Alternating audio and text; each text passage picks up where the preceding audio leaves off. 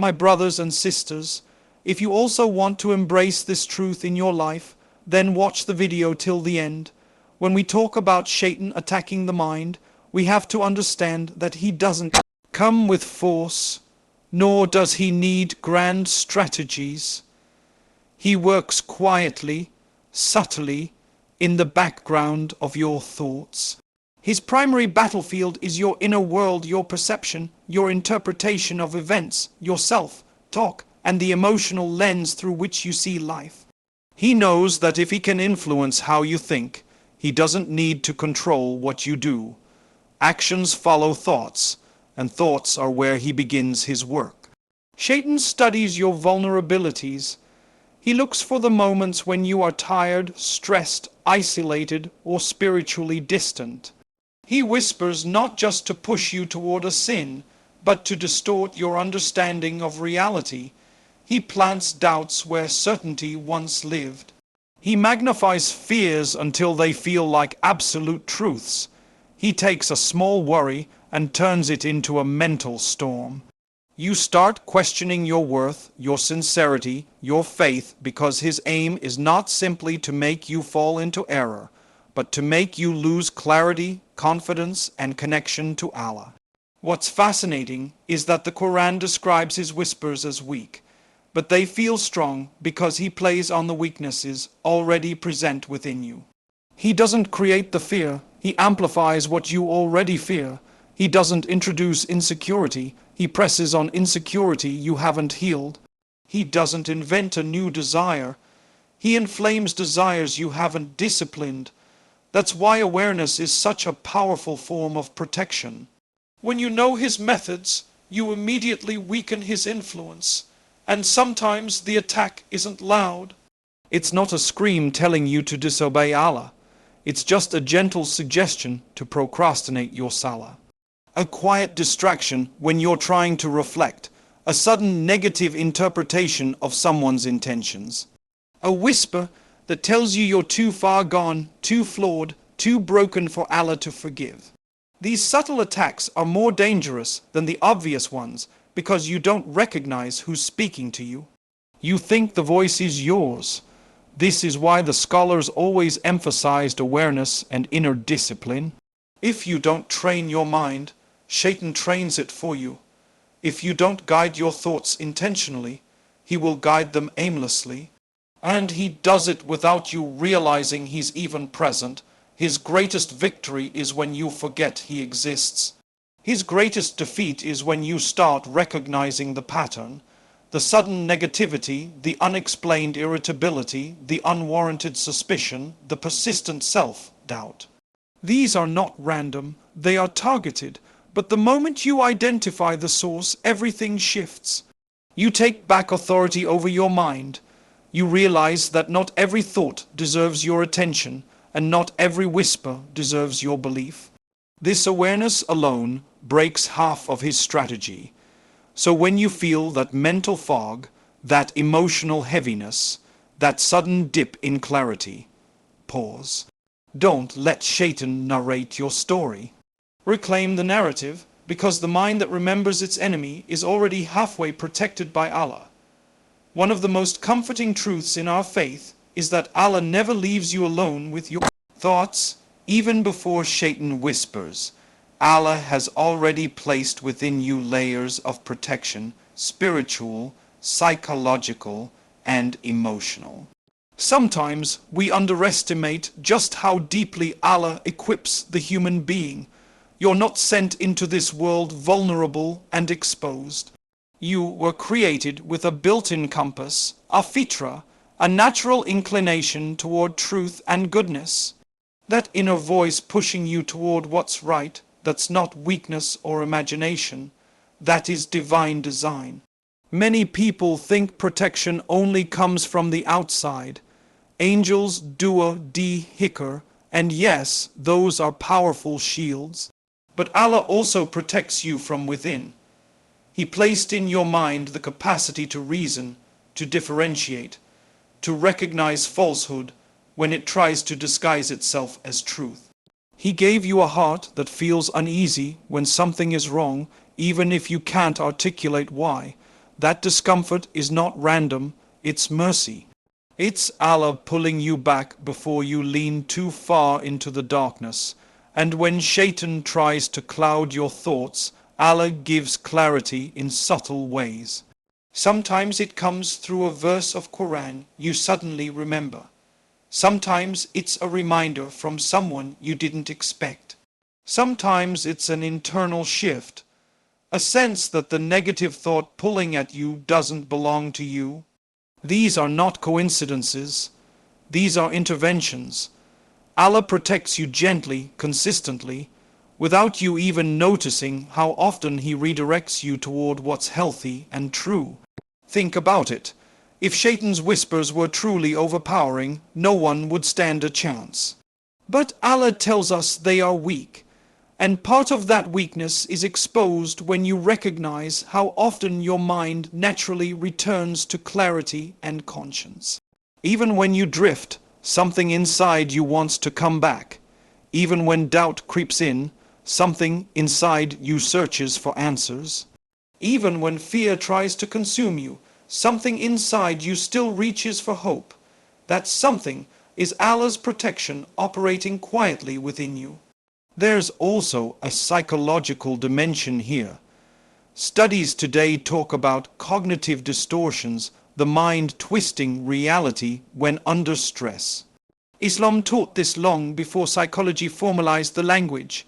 When your thoughts become harsh, obsessive, or hopeless, that is not the voice of your fitra. Allah's protection often appears as the ability to challenge those thoughts, to question them instead of accepting them blindly. Your mind, when connected to Allah, becomes a filter. Harmful whispers pass through, but they don't settle. And perhaps the most profound form of protection is that Allah knows your struggles intimately. He knows the thoughts you battle silently. He knows the heaviness you don't express. He knows the whispers you're embarrassed to admit. And yet He reminds you again and again in the Quran that He is closer to you than your jugular vein. That closeness is not poetic, it's functional. It means He is actively involved in guiding your mind back to calm, back to truth, back to Him. So, the next time your thoughts feel messy or overwhelming, remember, you are not navigating your mind alone. You were never meant to.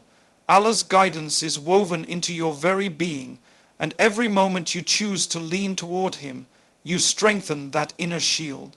Let your mind be a place where Allah's light is welcomed, because the heart that recognizes its protector will never be defeated by a whisper.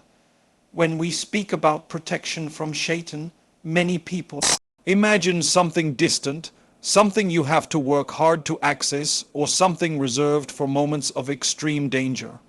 But the reality is much simpler and far more empowering.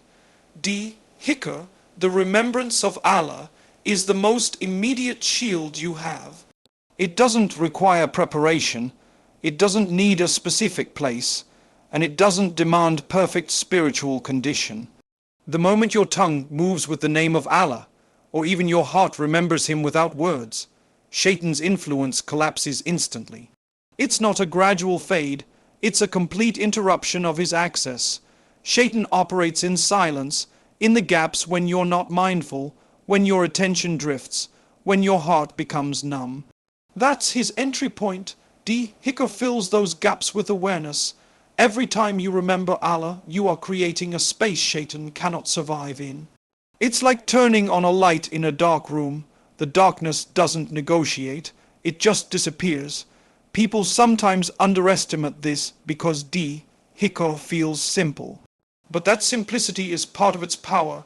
When you say Ad, Hu Belohi min Ashis H, a Y letter 1E6 D, Makronen Arojim, you're not just reciting a phrase, you are declaring a boundary.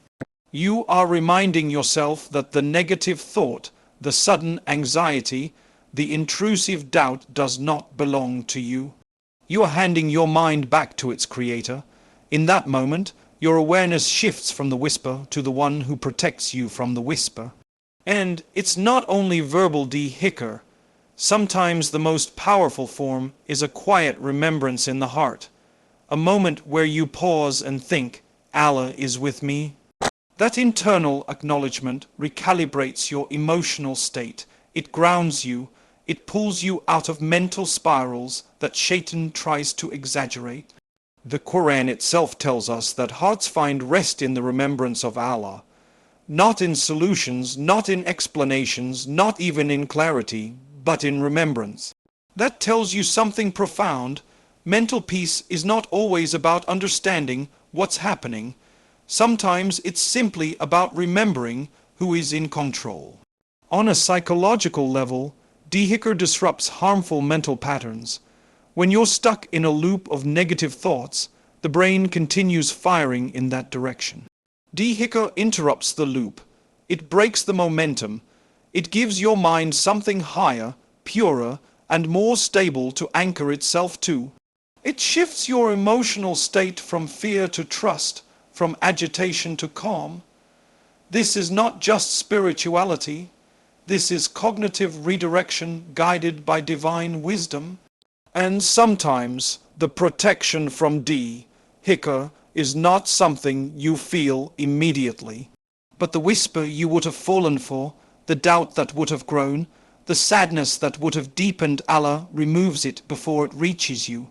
You don't even realize how much harm was averted simply because you remembered Him for a few seconds.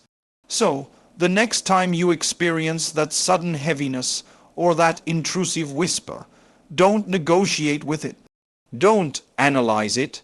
Don't let it linger.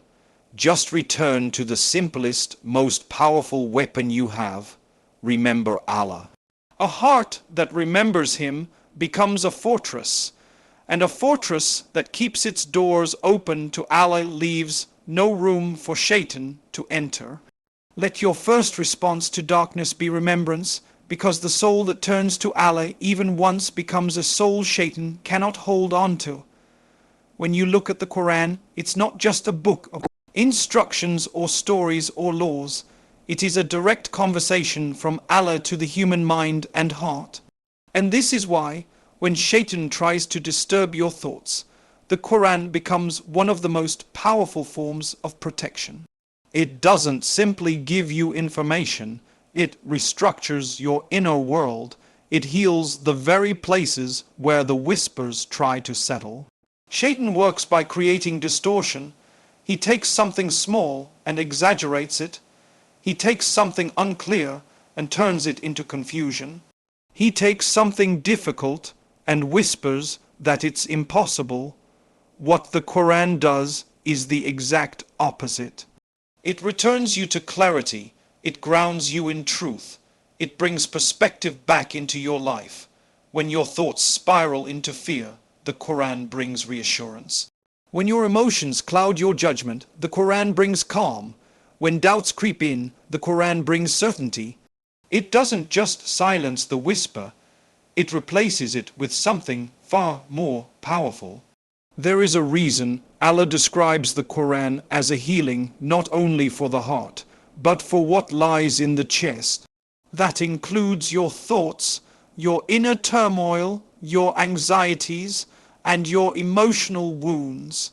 The Quran speaks to the human being in a way that bypasses the noise created by Shaytan and reaches the part of you that already knows what is right. You've probably experienced this. A verse you've heard 100 times suddenly hits differently during a difficult moment. That's not random. That is Allah addressing the specific battle happening inside your mind at that very moment. And what's remarkable is how the Quran aligns your thinking with reality. Shaytan wants you to feel alone, yet the Quran reminds you repeatedly that Allah is near. Shaytan wants you to feel hopeless, yet the Quran keeps bringing you back to Allah's mercy. Shaytan wants you to dwell on your mistakes, yet the Quran urges you to rise, repent, and rebuild. Shaytan wants to trap you in fear, yet the Quran teaches courage, patience, and trust. It shifts your mental and emotional patterns in ways modern psychology is only beginning to understand. Sometimes you don't even have to understand every verse for it to heal you. Recitation itself has a rhythm that soothes the mind. It engages your breath, your focus, your emotion, your memory. It anchors you. You can walk into Salah overwhelmed and walk out lighter, simply because you stood in front of your Creator and listened to His words. There is a spiritual intelligence in the Quran that directly counters the psychological tactics of Shaytan. And importantly, the Quran also teaches you how to recognize his whispers. It exposes his methods, his arrogance, his promises, and his false hopes. When you know the mindset of the enemy, you are less likely to fall for his tricks. The Quran doesn't just heal the wounds, it strengthens the defenses so the wound doesn't reopen. So, when you feel mentally scattered or spiritually shaken, don't turn first to your own thoughts, turn to the words of Allah. Because the mind that regularly absorbs revelation becomes a mind Shaytan cannot easily manipulate. Let the Quran be your anchor, because a heart rooted in divine words cannot be uprooted by a whisper. When we speak about Allah protecting you from Shaytan, many people only imagine spiritual protection in the form of inner calm or guidance, but Allah's mercy extends far beyond the internal. He surrounds you with a system of protection that you often don't even notice. Angels who watch over you, guard you, strengthen you, and repel the influence of Shaytan before it even reaches your consciousness. It's remarkable how many battles you never have to fight because Allah has assigned creation to fight them on your behalf. You may not see them, but the angels are constantly with you. They are not passive observers, they are active protectors. When you incline toward goodness, they assist you. When a thought from Shaytan approaches, they weaken it. When your heart turns toward Allah, they magnify that inclination. And when you make dua even silently, they rush to record it and support it. These are not abstract ideas. These are realities that shape your day-to-day mental world more than you realize. And think about this. Shaytan has no access to your heart when the angels surround you, unless you willingly lower that guard through sin or negligence. The moment you remember Allah, the moment you recite even a small dhikr, the moment you take a step towards sincerity, the angels close ranks around you. It's a protection you don't feel physically, but you sense it in your clarity, your calm, your sudden ability to think straight again after feeling overwhelmed. That is not merely psychological recovery, that is spiritual reinforcement. Dua plays an equally profound role in this divine protection. When you raise your hands, even if you barely know what to say, you are opening a direct channel between your heart and its Creator. And Allah never leaves a servant empty-handed. Sometimes the response is immediate, a sense of relief, a shift in your thinking, a sudden ease in your chest. Sometimes the response is hidden, a danger diverted, a whisper silenced, a harmful pattern interrupted before it begins. You don't always see the protection, but you experience the results of it. And then there are moments when you feel extraordinarily weak, mentally, emotionally, spiritually. Those moments are precisely when Allah's mercy becomes most active. Shaytan tries to convince you that feeling weak means you are failing, but in reality, those moments often bring more divine attention, more angelic support, and more mercy than any other time. Weakness is not a disadvantage in front of Allah. It is an invitation to be carried. The angels don't mock your struggles, they witness them and make dua for you. Allah doesn't judge your exhaustion, He honors it when you turn to Him in it. This multi-layered protection also means something psychologically profound. You are never fighting your thoughts alone. The heaviness, the confusion, the sudden negative ideas that come from Shaytan, they are not a sign of your weakness, but a sign of an ongoing battle in which you are already supported. You are not defenseless. You are not exposed. You are protected in ways your mind cannot fully grasp. but your heart can deeply feel. So whenever Shaytan tries to disturb your peace, remind yourself, Allah has already sent help. You are surrounded, guarded, and carried. Trust the protection, because the servant who walks with angels is never overcome by a whisper. When Shaytan attacks your mind, one of his greatest hopes is that you won't turn back to Allah. Because he knows something you often forget. The moment you return to Allah, even slightly, he loses completely. His influence depends on your distance. His whispers have power only when you're disconnected, distracted, or drowning in your own thoughts. But the instant you pause, breathe, and say, Ya Allah, help me, the entire dynamic shifts. The whisper that felt overwhelming suddenly weakens. The confusion that felt heavy begins to dissolve. Your mind realigns, not because you solved anything, but because you remembered the one who solves everything. Shaytan wants you to believe that once you've slipped, you're too far gone. He thrives on convincing you that you failed, so there's no point trying again. But this is where the mercy of Allah completely shatters his strategy. Allah doesn't wait for you to become perfect before he helps you. He helps you while you're struggling. He protects you while you're confused. He forgives you before you even know how to forgive yourself. One sincere moment of turning back to him carries more weight than all the whispers that brought you down. And we sometimes underestimate how quickly Allah responds. A single sajda after a long period of neglect can rebuild your connection. A single Quran recitation after days of spiritual dryness can refresh your heart.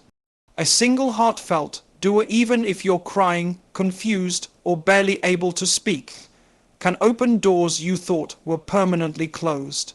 This is something Shaytan can't stand because it exposes his greatest weakness. He has no power over a believer who remembers Allah, even after slipping. There's also a psychological beauty in this. Returning to Allah isn't just an act of worship, it's a reset for your mind.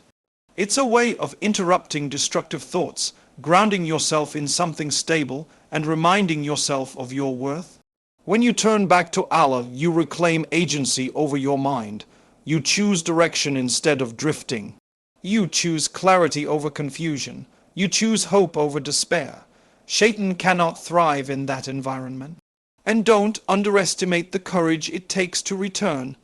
Sometimes the hardest thing is not fighting the whisper, but believing that Allah still wants you despite the whisper.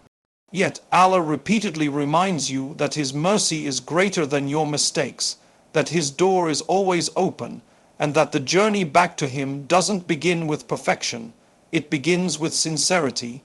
Shaytan loses every time you choose sincerity, even if you're still battling internal noise. So when you fall, stand again. When you slip, come back. When your mind gets cloudy, remember Allah, because turning back to Him isn't a sign that you're failing, it's a sign that you're protected, guided, and still connected. Shaytan's power ends exactly where your decision to return begins. Let every fall push you closer to Allah, because the believer who keeps returning is the believer Shaytan can never defeat.